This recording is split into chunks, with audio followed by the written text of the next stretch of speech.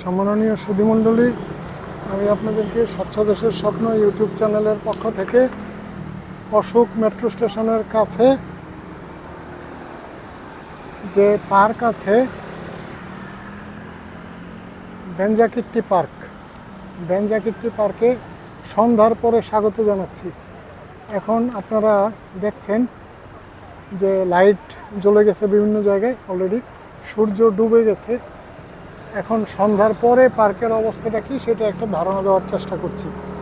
এই পার্কটা সম্ভবত 1992 সনে নির্মাণ করা হয়েছে এবং এটা বর্তমান যে রাজা, ওনার মা রাজমাতা হার মেজেস্টি সিরিকিট, ওনার নামে স্মৃতির উদ্দেশ্যে ওনার নামে এই পার্কটা বানানো হয়েছে।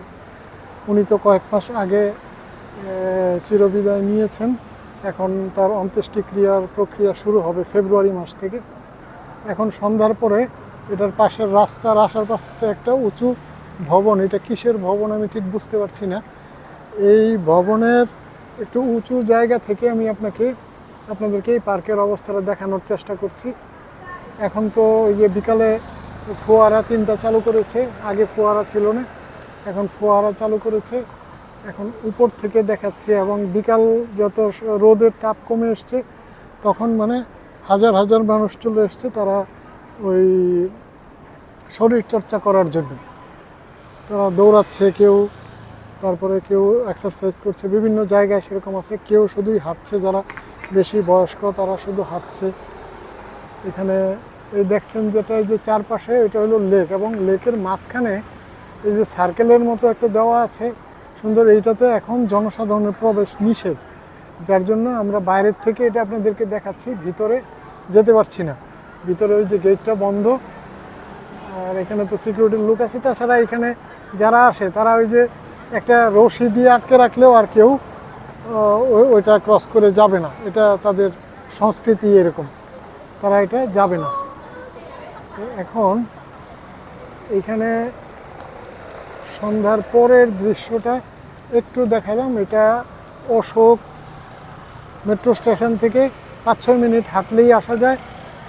আমার বাংলাদেশের মানুষ তো ম্যাক্সিমাম নানা এলাকায় থাকে, আপনারা নানা থেকে হেঁটেও এখানে আসতে পারবেন।